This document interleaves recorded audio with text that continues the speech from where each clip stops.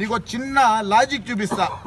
లోకేష్ బాబు గారు ఒక ఇంటర్వ్యూ ఇచ్చారు. ఆ ఇంటర్వ్యూలో ఏం చెప్పారంటే, మన ఇంట్లో చెత్త పక్కింట్లోకి వేస్తే ఏమవుతుంది అన్నారు తెలుసా? బంగారం అవుతుందా అన్నారు.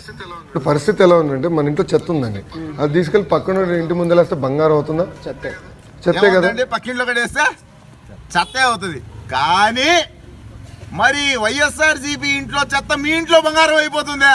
వైఎస్ఆర్సీపీ ఇంట్లో చెత్త మీ ఇంట్లో బంగారం ఎట్టవుతుంది?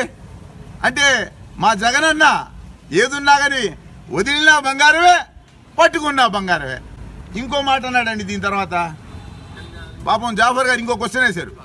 రేపు జగన్ గారు ఏదైనా టికెట్ నిరాకరించిన వ్యక్తులు, అసంతృప్తి వ్యక్తులు రేపు టీడీపీ కార్యాలయానికి వచ్చి తలుపు తట్టి మాకు టికెట్ ఇవ్వండి అంటే ఇప్పుడు మీరు స్వాగతం చెప్తారా, లేకపోతే రెడ్ స్టాప్ బోర్డు పెట్టారా? నేను ఎవరిపైన అయితే క్లియర్గా ఆరోపణలు చేశానో, విత్ రికార్డ్స్ బయట పెట్టానో, వాళ్ళకి తెలుగుదేశం పార్టీలో నో ఎంట్రీ ఖచ్చితంగా చెప్పేస్తారు. No entry.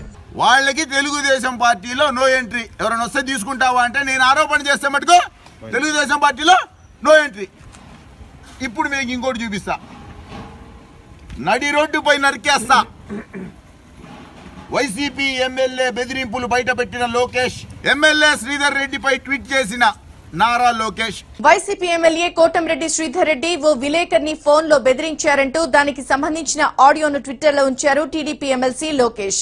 ఈ రాక్షస రాజ్యంలో జర్నలిస్టుల పరిస్థితి ఇదైతే ఇక సామాన్యుడి పరిస్థితి ఎలా ఉండబోతోందో మీరే ఊహించండి అంటూ ట్విట్టర్ లో లోకేష్ వ్యాఖ్యానించారు. విలేకరి తోపు నా కొడక, రికార్డ్ చేసుకోరు నా కొడక మొత్తం అంతా నా మీద. ఇప్పుడు నారా లోకేష్ గారు శ్రీధర్ రెడ్డి గారికి ఆరోపణ చేసి సీట్ ఇస్తారా, లేకపోతే ఆ ఇంటర్వ్యూ చేసినటువంటి ఎవరైతే జాఫర్ బాబుకున్నారో దాన్ని డిలీట్ చేపిస్తారా?